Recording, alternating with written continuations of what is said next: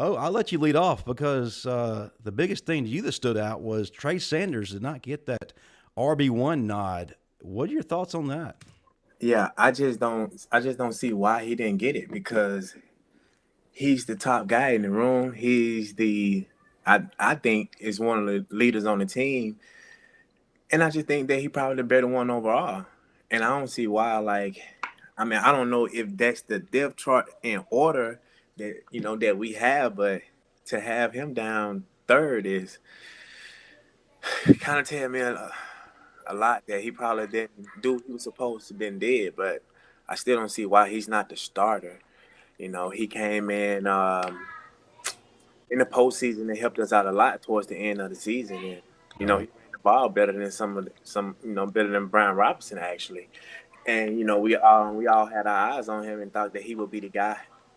Maybe that can change and further down the line. I know it's a long season. Want to play 15 game, but that's to make it to the national championship. But I think that Trey can probably carry the team on his back. I agree. And Steve, before I let you jump in, I do want to ask a question. You've been in a crowded backfield. You've been in a room full of those dudes.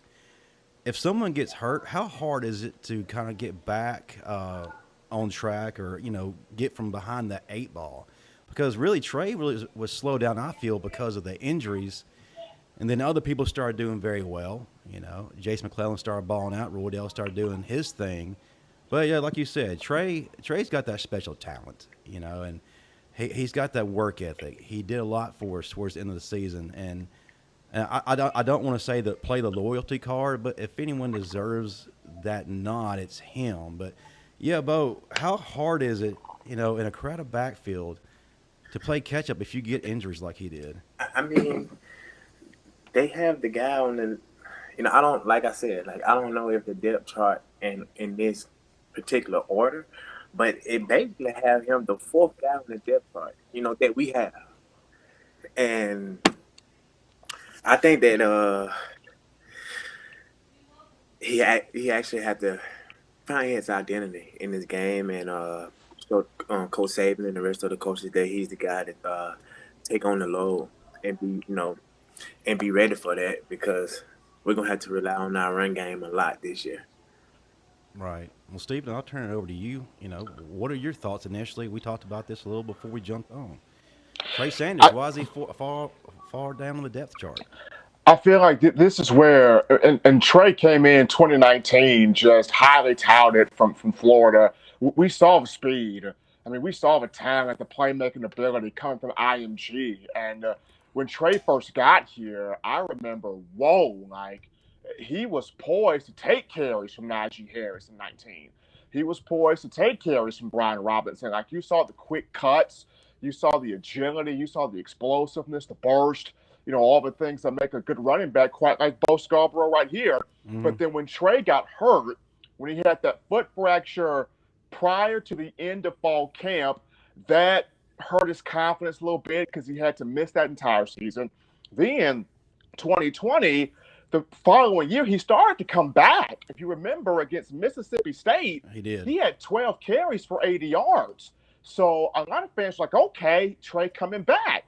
This is the Trey from IMG. This is the Trey we know. And then he went home with his brother back to Florida, and he got in that very bad car accident, which he sustained multiple injuries from that, including a hip situation, and he had to get surgery on that. And he was in a wheelchair. And that hurt him because it was the moment I can grasp the cake, it's taken away from me. Yeah. And that's kind of how Trey felt. And of course, this past season, he started the year off against Miami with a rushing touchdown, but B-Rob kind of got the hot hand. And, Coach Saban, when somebody has the hot hand, he lets the hot hand move with it. But for Trey, it's, trying to have a year where is it finally my time to be healthy and contribute? Now, I think he has the most power of the Mm-hmm. backs.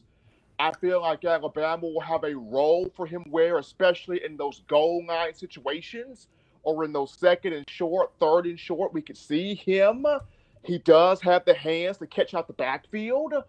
Going back to fall camp, he has regained some of that speed back from his freshman year. It's just when Nick Saban also dips in the transfer portal and pulls out a Jahmyr Gibbs, you go, why? That kind of bothers you a little bit, but I just feel like for Trey, if he can have a year where, 500, 400, 500 rushing yards, 7, 8 touchdowns, salvage something, that'll Yeah. be good for him. Jamie Wilhelm is asking, Bo, can you expand on your comment? We will have to rely on our running game more this year. More concerned on the wide receiver front? No, no, no, no. You have to understand football, because if you cannot run the ball and then you can play five deep, you can play with five corners on the field, which Alabama does, because we rely on our front to stop the running game, and we can play five corners. But most teams can't play five corners because they don't have the athleticism that we have at Alabama. So therefore, if they know they can stop our running game with the five guys up front, or six guys up front, they can play five guys deep and stop the run game. I mean, stop the passing game. It's not about that we don't rely that our receiver core is not good. It's just that we have to be able to run the ball to open up our receiver core and make them look good as they proceed to be. But long as we can not run the ball, then they can double coverage they can play quarters and stop the passing. So if we can't pass the ball, if we can't run the ball, we can't pass, and we can't pass, we can't run. So you have to be able to control the game by running the ball. That's Excellent point. control.